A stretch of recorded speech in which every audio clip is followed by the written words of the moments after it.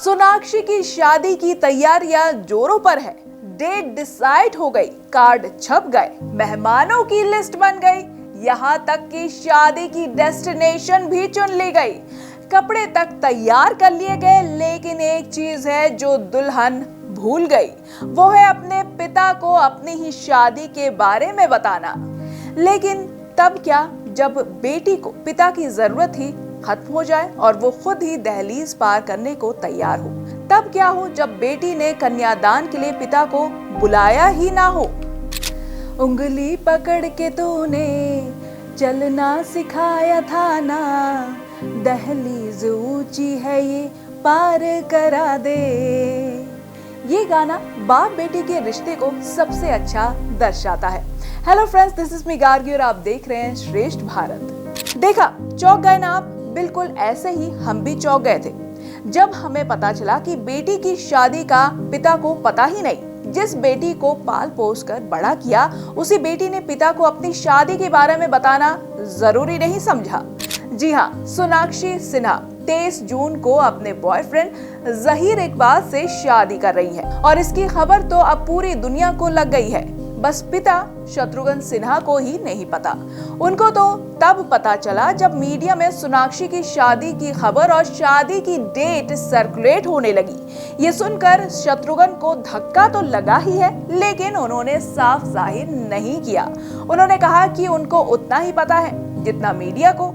शत्रुघ्न की बातों में बाप का दर्द साफ झलक रहा था। बातों बातों में उन्होंने ये भी कह दिया कि उनको और उनकी पत्नी को कोई दिक्कत नहीं है। अगर सोनाक्षी उन पर भरोसा करती है तो उन्हें भी अपनी बेटी के चॉइस पर पूरा भरोसा है।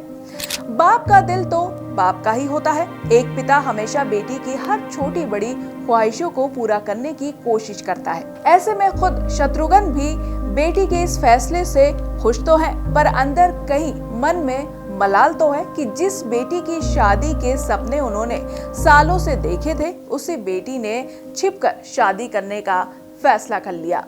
शत्रुघ्न ने एक इंटरव्यू में ये भी कहा कि आजकल के बच्चे माँ बाप से कुछ पूछते कहाँ हैं, वो तो बस इन्फॉर्म करते हैं। उन्होंने ये भी कहा है कि बेटियों को अपना फैसला लेने का पूरा अधिकार है और वो उनके इस फैसले से काफी खुश भी है। हाँ भाई, अब तो ये शत्रुघ्न बोलेंगे ही।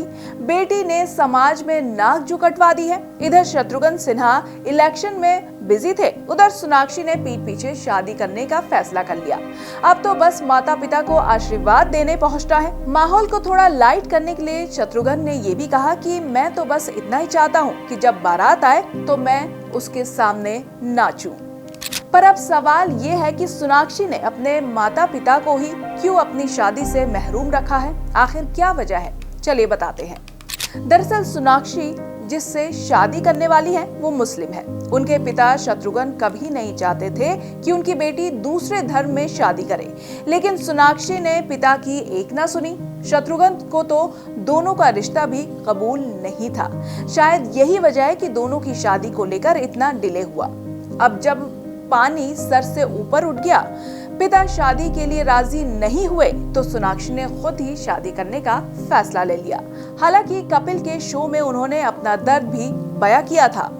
शादी की खबर तो छोड़िए, सोनाक्षी क्या पहनेगी, कौन सी ज्वेलरी कैरी करेंगी, शादी कब, कहां, कैसे होगी, सब कुछ डिसाइड हो चुका है। बस माँ बाप को ही नहीं पता।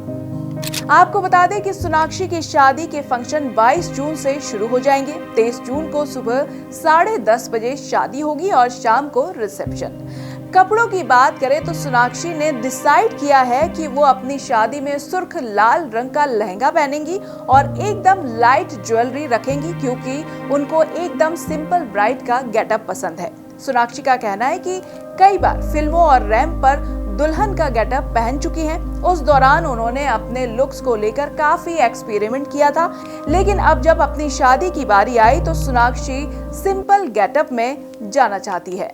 अगर ये शादी की डेट सच है तो सोनाक्षी ने वाकई में गलत किया है। पिता की मर्जी के खिलाफ जाकर शादी करना अक्लमंदी नहीं है।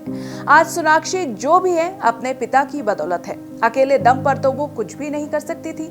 सोनाक्षी तो छोड़िए, जहीर इकबाल क्या है, गिनी चुनी 204 फिल्में की हैं, वो भी सुपर फ्लॉप। ऐसे लड़के के लिए सोनाक्षी ने पिता के साथ धोखा किया। चलिए, मैनू की कुछ सालों में खुद ही भुगतेंगी।